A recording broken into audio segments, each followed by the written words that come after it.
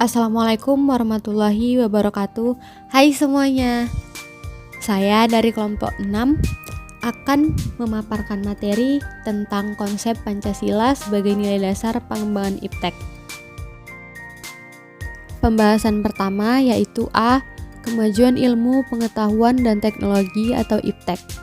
Berbagai teknologi canggih yang bertujuan untuk mempermudah segala macam urusan manusia telah ditemukan dan dikembangkan untuk dipakai oleh masyarakat luas. Perkembangan teknologi digital telah mendisrupsi berbagai aktivitas manusia, tidak hanya sebagai mesin penggerak ekonomi, namun juga termasuk bidang IPTEK dan pendidikan tinggi.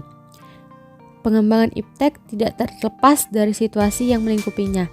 Hal ini berarti bahwa IPTEK selalu berkembang dalam suatu ruang budaya. Pada gilirannya, perkembangan IPTEK akan bersentuhan dengan nilai-nilai ideologi bangsa yang di dalamnya termasuk nilai agama dan budaya. B. Substansi nilai-nilai Pancasila dalam pengembangan IPTEK. Pada dasarnya, sila-sila pada Pancasila merupakan sumber nilai, kerangka pikir, dan dasar moralitas bagi pengembangan IPTEK. Sehingga sila-sila dalam Pancasila menunjukkan sistem etika dalam pengembangan IPTEK. Berikut adalah penjabaran sila-sila Pancasila yang dijadikan sebagai pedoman dalam pengembangan IPTEK.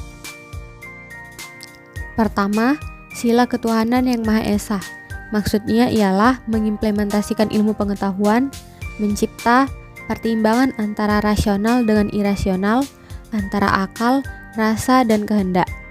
Berdasarkan sila pertama ini, IPTEK tidak hanya memikirkan apa yang ditemukan, dibuktikan, dan diciptakan, tetapi juga dipertimbangkan tujuannya dan akibatnya, apakah merugikan manusia dengan sekitarnya atau tidak.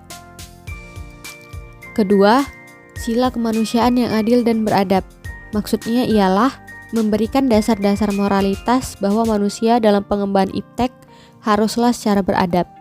IPTEK adalah bagian dari proses budaya manusia yang beradab dan bermoral. Oleh karena itu, pembangunan IPTEK harus didasarkan pada hakikat tujuan demi kesejahteraan umat manusia. IPTEK harus dapat diabdikan untuk peningkatan harkat dan martabat manusia, bukan menjadikan manusia sebagai makhluk yang angkuh dan sombong akibat dari penggunaan IPTEK. Ketiga, sila persatuan Indonesia. Maksudnya ialah memberikan kesadaran kepada bangsa Indonesia bahwa rasa nasionalisme bangsa Indonesia akibat dari sumbangan IPTEK. Dengan IPTEK, persatuan dan kesatuan bangsa dapat terwujud dan terpelihara. Persaudaraan dan persahabatan antar daerah di berbagai daerah terjalin karena tidak lepas dari faktor kemajuan IPTEK. Keempat, sila kerakyatan yang dipimpin oleh hikmah, kebijaksanaan dalam permusyawaratan perwakilan.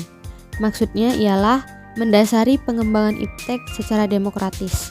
Hal ini berarti bahwa setiap ilmuwan haruslah memiliki kebebasan untuk mengembangkan IPTEK.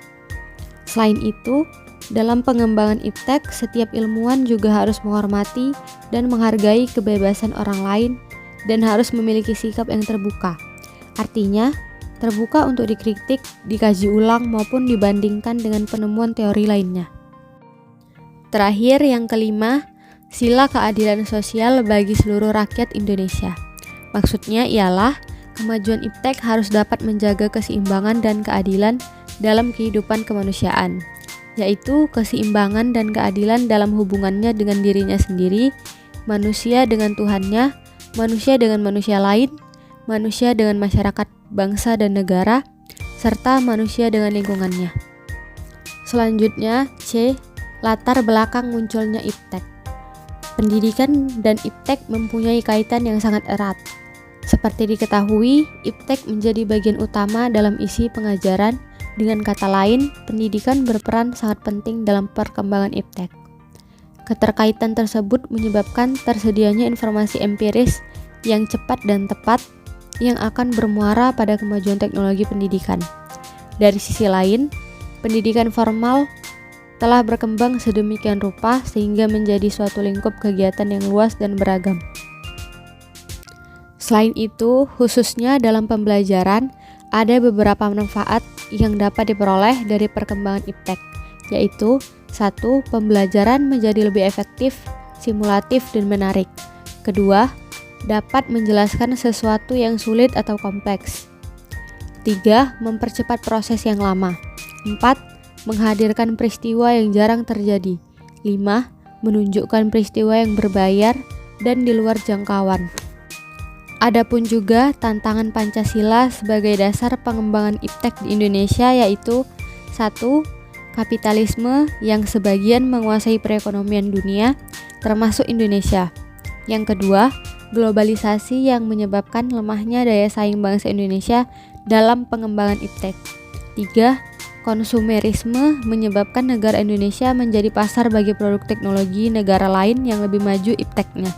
Keempat, pragmatisme yang berorientasi pada 3 ciri, yaitu workability atau keberhasilan, satisfaction atau kepuasan, dan result atau hasil mewarnai perilaku kehidupan sebagian besar masyarakat Indonesia.